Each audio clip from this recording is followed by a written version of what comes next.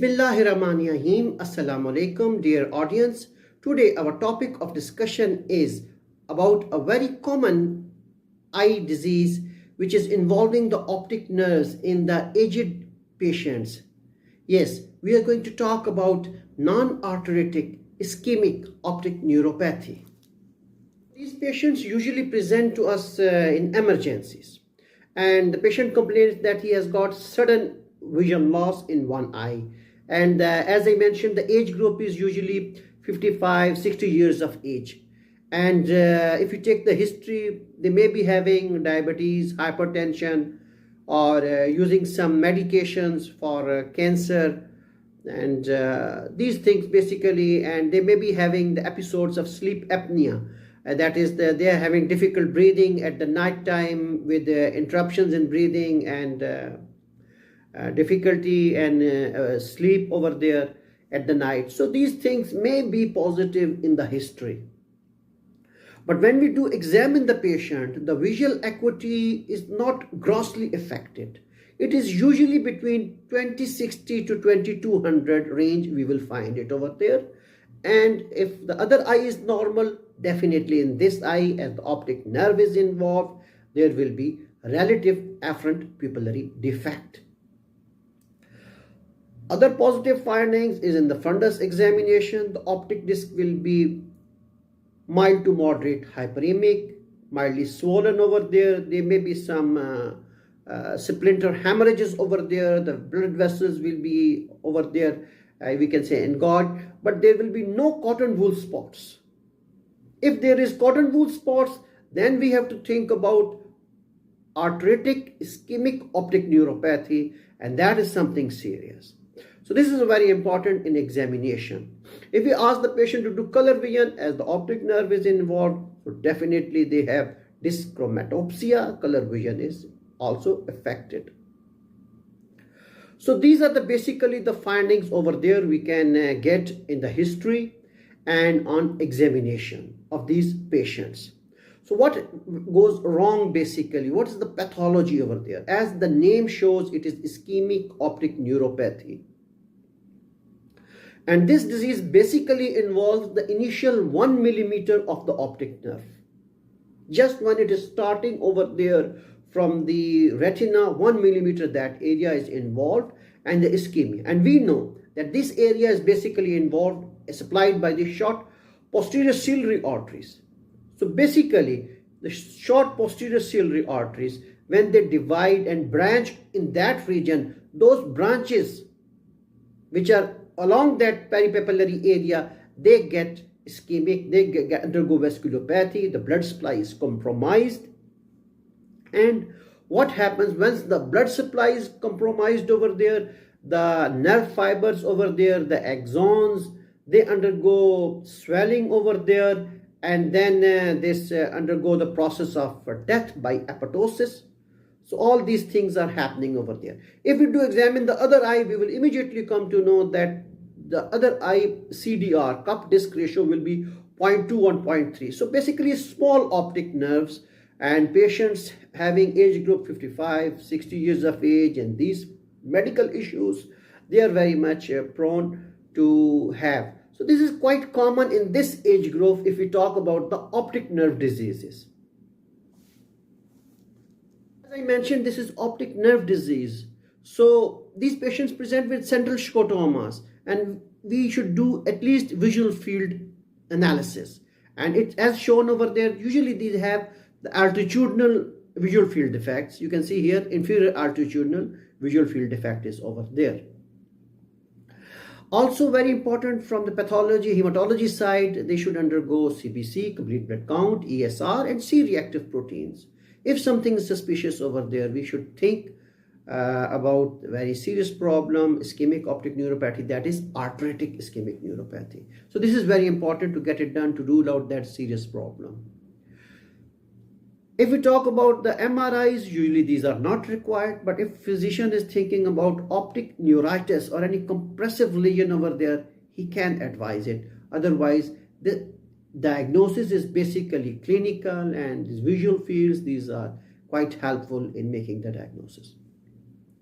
So if we do examine the other eye over there of these patients, the optic disc CDR, we see that the CDR is 0.2, 0.3 milli CDR, 0.2 to 0.3 is the CDR ratio of the other eye. So that gives us another idea that the optic discs, the optic nerves are the small, this is a crowded space, and because of ischemia, all these things are happening over there. Now we come towards the treatment of this problem. There is no effective treatment. We have to address the causes, as I mentioned. If he has diabetes, he's supposed to have good control of diabetes. He has hyper blood pressure. Very important to do the blood pressure measurement at night, because it is possible that during the night time the blood pressure dips down and he has got this problem of ischemia because of the poor perfusion. So that is also very important. If he is smoking, that maybe asked him to avoid it, and healthy lifestyle. And sleep apnea, that has to be addressed. So these things basically can be done. If we talk about any other treatment modalities, they have been tried but no benefit over there. If we talk about the steroids, they can accelerate in settling down the edema of the disc, but in the final visual prognosis, they are not that much helpful. Also, surgical maneuvers have been done to increase the perfusion over there by the retinal surgeons. No benefit over there. So basically, this is a disease in which we can address the basic issues. And this is, if we talk about the optic nerve diseases, in the age bracket, as I told you, 55 years of old, it is quite common over there.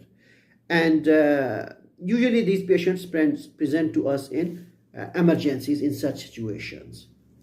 Talk about the prognosis. Prognosis is that most of the patients' vision remains the same over there. And some patients, they also present us to the improvement, and some patients deterioration, but mostly it remains the same vision as it is at the presentation. The most important thing is that is ischemic optic neuropathy. There is some type of optic atrophy is going to happen over there. But if the vision comes back to the normal, then we should reconsider our diagnosis. Then things are moving towards optic neuritis. Because it is ischemic changes, atrophy has happened, so complete resolution of the vision is not that much possible. If happens, we should think about optic neuritis. Secondly, the recurrence chances are not very high in this type of ischemic optic neuropathy. But if it is happening again over there, so we should think about the arteritic ischemic optic neuropathy that may go towards giant cell arteritis, an emergency, vision threatening condition. So these are basically the things we should be kept in the mind. Otherwise, so many things can be done. If you think about giant cell arteritis, temporal artery biopsy, so many things. But basically, its diagnosis is clinical over there, and there is no effective treatment. Steroids have been tried, but they can just accelerate the edema settling in the eye. But in the final visual outcome, they have no substantial role. Yes. And surgical interventions have also been tried by retinal surgeons, but they are also not of much benefit. So basically, we have to address the causes, the associations. If he is diabetic, he's supposed to have good diabetes control. If he's a smoker, he has to abandon smoking. If he is having hypertension, high blood pressure, very important to check blood pressure at night, because usually these patients have decreased blood pressure at night, and that dipping of the blood pressure can cause ischemia or low blood perfusion in these small blood vessels, leading to this problem. Sleep apnea problem that need to be addressed. So these are the basically things which can be done. And there is also very much possibility of the involvement of the other eye later on. So this was basically our topic of discussion today, that is non-arteritic ischemic optic neuropathy, one of the very common optic nerve diseases in older patients, 55 years plus bracket, and having those comorbidities as I mentioned, diabetes, hypertension, sleep apneas, these things. I hope my today's presentation will be beneficial to my respected audience, and I want to thank you for your attendance and attention. Thank you.